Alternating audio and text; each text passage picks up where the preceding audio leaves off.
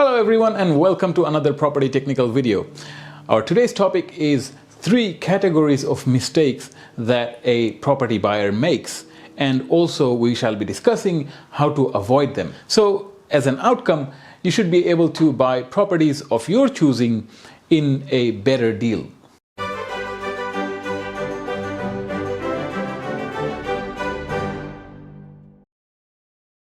So first category of mistakes fall under emotions. It is understandable that house that we're going to live in, we're going to make it our home, is a thing of emotion. We connect to it in that manner. So while we do our searches, we look for a house that we would like to move into to improve our lifestyle and so forth. So I see this quite frequently in open houses where people come in and they make no effort of hiding their emotions. They come in and they're like, oh, I love this house and look at this kitchen and I love that bathroom and the layout is fantastic. You know, I can drop my kids over there, you know, the school is nearby and all this sort of stuff. And they're showing this to the real estate agent. And the real estate agent is making mental notes of all this. Why is this bad? Well, when it comes to negotiation, the real estate agent will know that you really expressed a lot of emotion towards this property, and he's gonna be quite hard to negotiate down because he knows that, you know, in the end of the day, you're probably gonna fork out the extra few $1,000s because you love it so much. Solution to that: when you go to a property that you really like, instead of showing how happy you are there, total poker face, you know, show them nothing. You are walking around, you're looking, observing, and if there is any issue you see, like if there's any crack on the wall or if there's any paint issue or something, the layout is not nice or anything that you can point out the negative, right? Generally, I wouldn't ask you to be negative, but this is the exception. So what will happen is that at the time of negotiation, he will be a bit more malleable because he wants you as a customer. And if you go and buy another property, he's lost the deal. So that's when you might have a bit more negotiation room. Now, on the same subject, as I mentioned before, we tend to connect to a better house emotionally. You know, we see ourselves living there and imagine our lifestyle in that new place, what it would be like. But my advice is, in general, try and not fall in love with a property as much as you can. Love it after you have bought it, not before. And final piece of advice, and this is to do with emotions again, is that when you go to a new property to see, take whatever the real estate agent says with a pinch of salt. If it is not in black and white, like in the terms and conditions and the contract and things like that, whatever the real estate agent says, he or she is a salesperson. The sole job is to find a buyer. You are the buyer. And next thing, once you step into the house, they're going to try and close the deal. So they will tell you how nice and good things are, and they will downplay any negative things. So whatever the real estate agent says, keep your mind objective. Keep this thought in mind that he's trying to sell the property. And this is a mistake that a lot of people make when a real estate agent says something verbally and they just believe it at face value without fact checking or something like that. So always inspect what you expect. So next category of mistakes is in finances. First thing first is very obvious, that is to not ever overextend yourself financially. I've seen a lot of people do this, and I can understand the appeal. So by borrowing a bit more, the buyers, they can move into a better house, you know, something that is a bit more comfortable and the ideal scenario, so to speak. So with regards to overextending, there are a few different kinds of issues.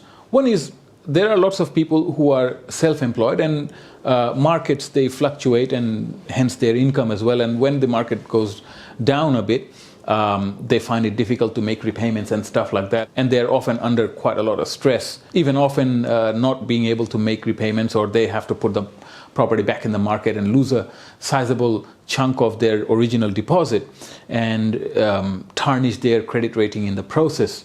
So my advice in general is play very defensive. If it's your first property, perhaps moving into a place that is more humble than posh is a wise thing to do. Now, the next thing is about making an offer. If you have done research about the property, we will be talking about research in a moment, but everything turns out to be okay. You can make a move, you can make the offer. Do so promptly. Move in quickly without hesitation, and don't be afraid to make the offer that you think is correct. So if you think a lowball offer is going to work in this situation because maybe the market is low or the sellers are under duress to sell quickly and they need the cash, making a lowball offer, don't be afraid of it. Just do it, but do it quickly, right? And do it in writing, maybe even write up a check for the deposit amount. Here's our offer, and we are serious about it. So legally, the real estate agent has to present such offer to the vendor. They may take it, they may not. So if the market is hot, lowball offer isn't going to work. So make an offer that is reasonable. You think you might be able to buy the property at that price. Do so promptly. This gives you the early movers advantage. Now, contrary to this, there is also a particular kind of dirty trick that some people employ. I would advise you not to engage in such things. What the trick is that it will only work in a cold market where there aren't many buyers out and about. Where, let's say, the sellers, they are elderly folks who have to move to a nursing home or something like that, and they need the money, they need to free up the house. And generally, such buyers, they bought the house like 30, 40 years ago, like for $2,000, $3,000 or something. I hear stories like that, right? 30 years ago, 40 years ago, they bought the house for $3,000, and now it's like hundreds of thousands of dollars. So a lower offer in that case, they may entertain. Now, what happens is, the dirty trick of it is that someone goes and they say, yeah, I'm kind of interested. I'm looking at other properties as well. And then they say, all right, I'll make an offer. But they don't. And then they keep delaying. And the people who are living there, they need to move out, and the pressure is building up on them. And finally, the buyer, he makes a lowball offer, and the sellers, they're like, this is the only offer we got so far, and it's really, really low, but what are they going to do? So they take it. So creating pressure like that and things of that nature, I recommend you don't do. Just be sincere, make the offer. If they take it, take it. They don't, they don't. That's it. There are plenty of other properties generally. Now, the next mistake in this category is to do with contingency. A lot of the buyers, they don't keep any contingency money aside. Now, it has happened with me in the past that we were going to renovate the property, and we thought that some of the plumbing we would be able to use, some of the electrical systems we would be able to use. But because the house was so old, those plumbing work and those electrical wiring and things like that, they were all shot. We could not possibly reuse any of that. So we had to plumb the whole house from scratch, rewire the entire house from scratch. If any major repair works is to be done to the property and the buyers, they're already overextended, then there leaves no room for contingency. Let's say if someone estimated that, the repair works will cost $20,000, but it often happens that when you open up the walls and things like that, you see other problems, rots or water damage and things like that, and the bill is never the same. So always keep contingency amount aside. And the final mistake in this category is auctions. When people lose control in auctions, and auctions can be daunting. I've made a separate video regarding auctions, discussing at length what to do, what not to do, how to make the best of an auction situation. Indeed, properties are often bought and sold at a very reasonable price at auctions, especially if the market is cold or if the property needs a little bit of work. It drives away a lot of potential buyers, and you can possibly end up with a bargain.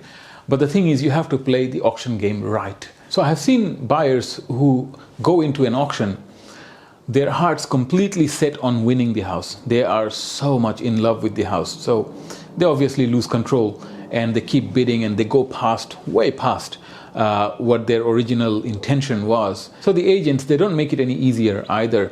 They come in and they say things like, the market is going up and you're going to make the money back, the extra bid, just $1,000. You're going to make it back as soon as the market goes up. This $1,000 is of no consequence. Just bid another one and things like that. So don't fall victim to such tricks of the agents. Play the auction game right, get a good deal out of an auction. So I recommend you check out the other video. You'll get a lot of pointers about making the best of auction. The third category is technical things.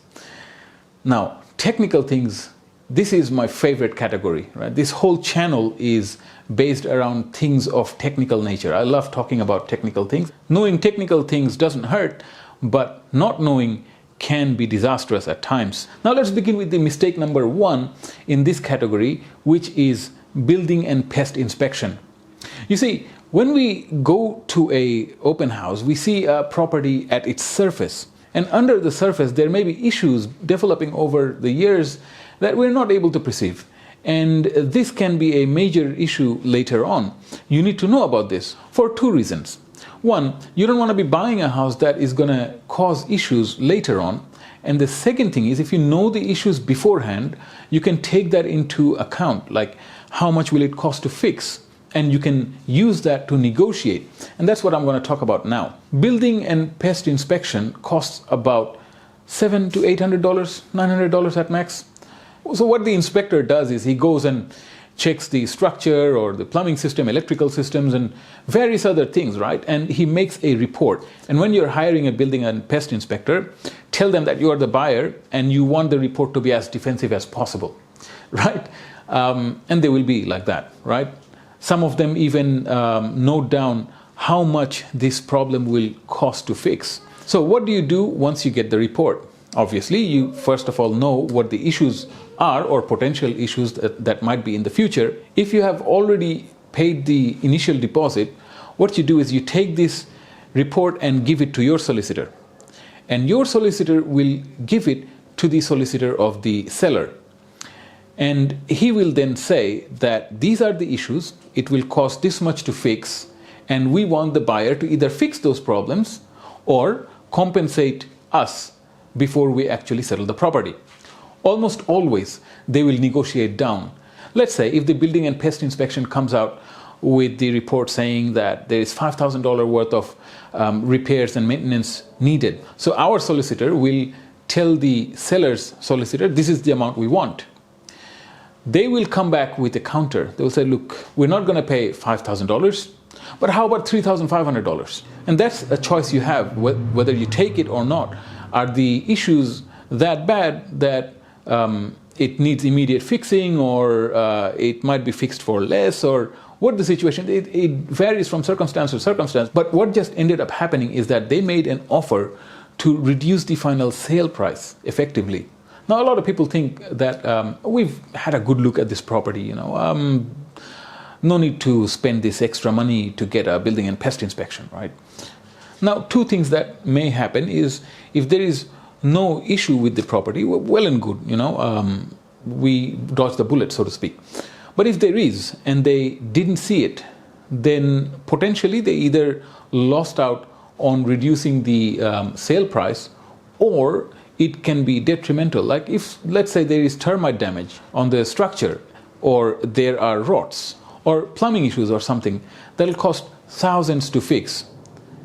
Saved a few $100s, lost thousands in the process.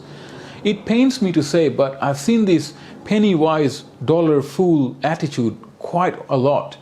A lot of people, they bought into a property that had huge issues, and they bought it on emotions just because it was nice. They liked the layout, they liked the colors, or whatever the case may be, ignoring completely that there are underlying issues with the property.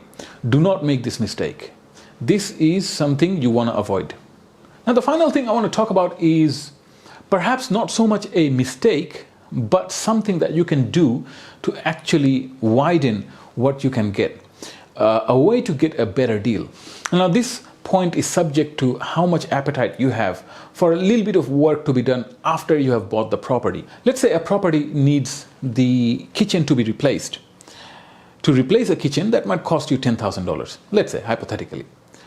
But you can use that point to negotiate the price down by $20,000 or $30,000 even. So not only do you save $20,000 in the process, but you end up with a brand new kitchen built to your taste, your colors, your appliances, brand new with warranty starting from the day you start living there. Now that is a huge advantage. So seeing a property for what it can be, let's say adding a deck at the back of the property, it might cost you $3,000 to $5,000 depending the value that it'll add, and the lifestyle difference it will make is huge. It is reasonable to say that if the seller of the house had made the improvements that you are going to make, the house will then sell for a higher selling price.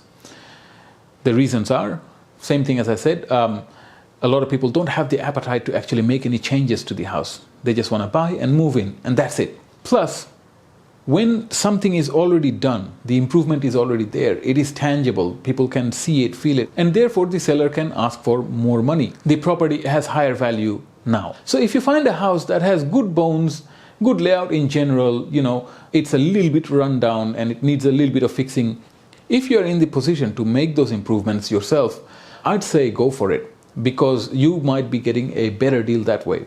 And it also gives you room to negotiate a lot harder, because the property needs improvements. The real estate agent cannot deny it. One of the easiest improvement is paint. Let's say before you move in, you get a professional painter to paint the whole house.